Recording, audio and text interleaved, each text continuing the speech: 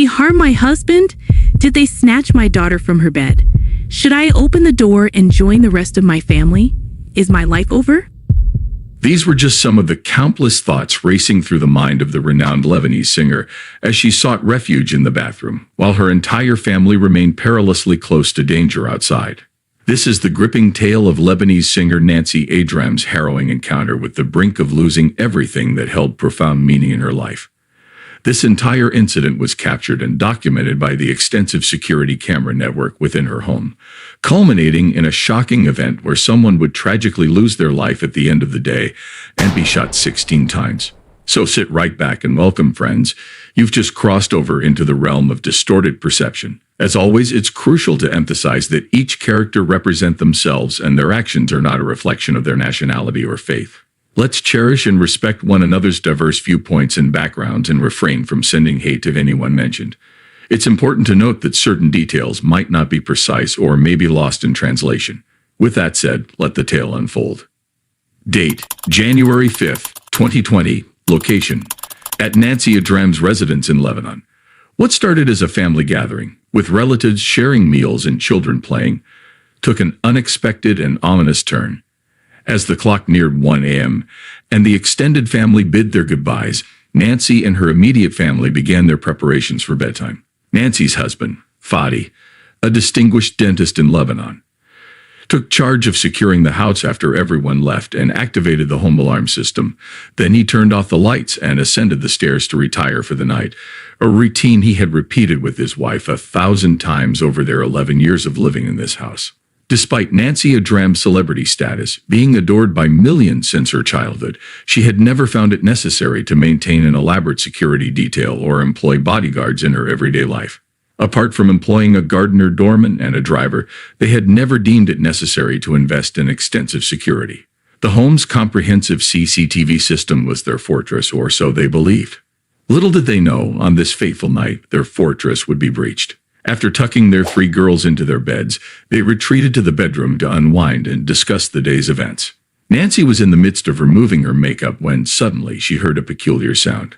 She alerted her husband, who casually dismissed it, suggesting it might be the children's nanny attending to something in one of the kids' rooms.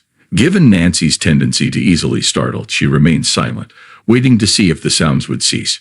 But as the mysterious sounds persisted, followed by what seemed like the clinking of chains, Nancy couldn't ignore her growing unease. She whispered to her husband, "No, the sound is still there." Fadi, concerned, ventured out of the room to investigate the source of the sounds. As he stepped through the bedroom door and headed toward the children's room, he sensed an unsettling presence behind him. Turning in the darkness, he discerned a shadowy figure in the room. At first, he believed it might be one of his children. However, as his eyes adjusted to the darkness, he saw a masked man with wide, menacing eyes fixed upon him. Startled, he instinctively reached for the nearest object, which happened to be a solitary chair in front of him, contemplating throwing it at the intruder. Yet he froze in his tracks when the masked man swiftly drew a firearm and aimed it directly at him. Fearfully, he stammered, "Who are you? What do you want?" These were the words Nancy faintly heard as she remained motionless in her bedroom. How did this man breach their security? How was he able to enter the house, ascend the stairs, and access the bedrooms? Reviewing the CCTV footage revealed a chilling answer. The intruder had exploited the time when the security alarm was deactivated when Nancy had company earlier that evening. He had scaled fences, lurked on the balcony for hours. He concealed himself behind the trees on the balcony, observing Nancy's family as they conversed and the children played, and patiently awaited the perfect moment.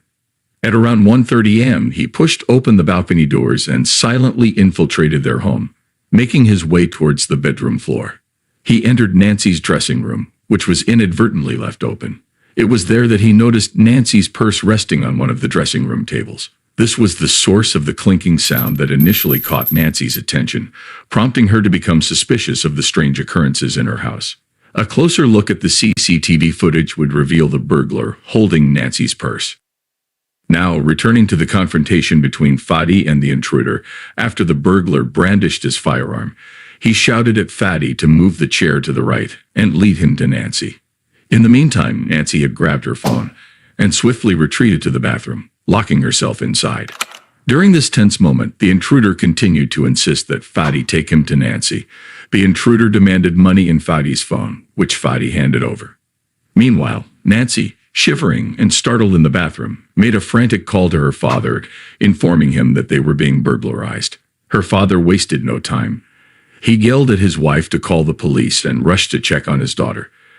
During this time, Nancy could hear the intruder repeatedly asking, "Where is your wife? Where is your wife?" Fadi kept insisting, "She's not here," until the thief overheard Nancy speaking softly. It was at this moment that Nancy called her driver, who happened to live close to her house. She informed him that there was a thief in the house. The driver was with his brother and friends, having a night in. Upon receiving Nancy's call, they all rushed to Nancy's house. Nancy later explained that she paced the bathroom 100 times, unable to contain herself.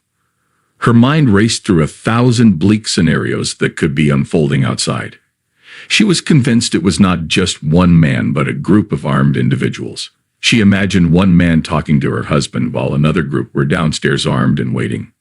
The intruder demanded Nancy's gold and jewelry, but Fadi insisted that all the jewelry was stored in the bank safe. He offered cash instead, willing to give it all up. But the robber persisted in wanting Nancy. He instructed Fadi to let her come out of the bathroom and knocked on the door. Nancy was torn, unsure of whether to open it or not. She hesitated but eventually decided to open the door. As she did, she saw her husband's face, and the expression she saw seemed to convey the message, "Close the door and don't open it." Quickly she shut and locked the door again. Shortly after, Nancy heard cars honking, and she knew that help had arrived. The robber also heard the commotion and asked about the noise. Fadi informed him that the police had arrived. The driver and his friends rushed upstairs toward the commotion, calling out Fadi's name. At that moment, the robber emerged from the bedroom, aimed his forearm now at them, and ordered them to retreat back downstairs. Seizing this opportunity, Fadi acted swiftly. He retrieved a licensed gun he had at home, loaded with 30 bullets, and cautiously made his way to investigate the situation. When he joined the group, the driver informed him that the robber had headed in the direction of the children's room. Panic surged through Fadi as he realized his children were in danger. With a million thoughts racing through his head, he clutched the gun tightly by his side, fearing the robber might use one of his kids as a shield. As he moved forward at the direction of his girl's bedroom, his heart pounding, he suddenly came face to face with the intruder, their guns pointed at each other. Without hesitation, Fadi opened fire in self-defense. The robber, startled by the gunfire, retreated into the darkness of one of the rooms. Fadi, still gripped by fear and panic, continued to fire in the direction of the intruder, unable to see clearly in the dimly lit room. In that moment when Nancy heard the gunshots, she dashed out of the bathroom, her heart pounding with fear. As she reached the entryway, she froze, gripped by terror. All that consumed her thoughts was the dreadful possibility that her family might have been lost. Once the sound of the gunshots ceased, Nancy sprinted towards her husband, frantically examining his body for any injuries or signs of blood. Upon confirming that he was physically unharmed, she shifted her gaze towards the intruder and discovered him lifeless on the floor. With a rush of relief for her husband's safety and simultaneous shock at the intruder's fate, Nancy hurried to her children's room. Once she made sure the 3 girls were safe and sound, overwhelmed by the intensity of the situation, Nancy succumbed to a nervous breakdown. Her breathing became erratic, and she began hyperventilating. By that time, the police had arrived at the house and commenced their investigation, questioning everyone present. Police noticed the presence of security cameras and requested access to the footage. Police then detained Fadi for a period of 2 days to conduct a thorough investigation and interrogation. It was during this time Fadi came to the startling realization that the firearm the robber had been holding was, in fact, fake. Yes, fake. However, neither Nancy nor Fadi could have anticipated the unexpected twist the situation would take on social media and among internet users.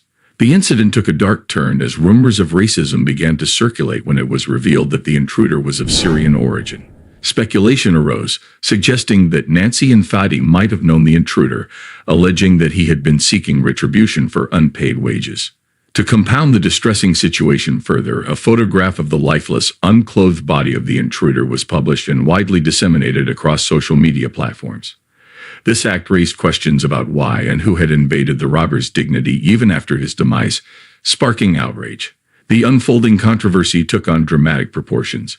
It was a situation that threatened to escalate tensions beyond imagination. As the dust settled on this harrowing event, the father, mother, and wife of the deceased intruder emerged from the shadows, hurling explosive accusations at the renowned singer and her husband, Fadi, insinuating foul play and igniting a fiery debate.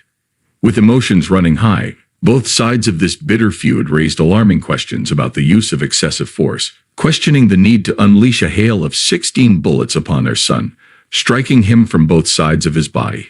The Lebanese forensic pathologist report painted a grim picture, revealing that the intruder was struck by a staggering 16 bullets. The bullets pierced his body, 1 in the right forearm, 2 in the left shoulder, 3 in the chest, 2 in the abdomen, 7 in the back, and 1 in the left thigh. The magnitude of force that unfolded in that fateful night leaves a haunting trail of questions. The intruder's family said their beloved son had fallen victim to a brutal overkill. Their heart-wrenching accusations were laced with sorrow and anger as they demanded answers and justice, which led the public who supported them to start sending threatening messages of harm and threats to kill Nancy, Fadi, and their children. Meanwhile, Nancy AJRAM and her husband Fadi staunchly defended their actions, arguing that they had acted in self-defense under the direst of circumstances. They maintained that they had no choice but to protect their family from a menacing intruder who posed a grave threat. The singer and her husband firmly believed that their actions were not excessive, given the terrifying ordeal they had endured. The accusations flew and tensions soared. The fate of this deeply polarizing incident remained uncertain. In the end, Fadi was acquitted of any wrongdoing, and the frenzied media circus gradually subsided. Now, a question to you: was excessive force used, or was it simply a case of a man protecting his family? What would you have done differently? I believe in situations like this, people are often guided by their instincts and fear for their lives and the lives of their loved ones. It's difficult to judge the actions of individuals in such high-stress situations. From the narrative, it appears that Fadi believed he was acting in self-defense when confronting the intruder. What someone would have done differently in a situation like this can vary widely based on their individual judgment, training, and prior experiences. Some might argue that seeking a safe place and waiting for the police to handle the situation might have been a preferable option, while others might argue that confronting the intruder was the best course of action to protect the family. Ultimately, the determination of whether the use of force was excessive or justified would depend on the specific laws and legal standards in the jurisdiction where the incident occurred. In any case, it's a reminder of the unpredictability of life and the importance of having security measures in place to protect oneself and one's family.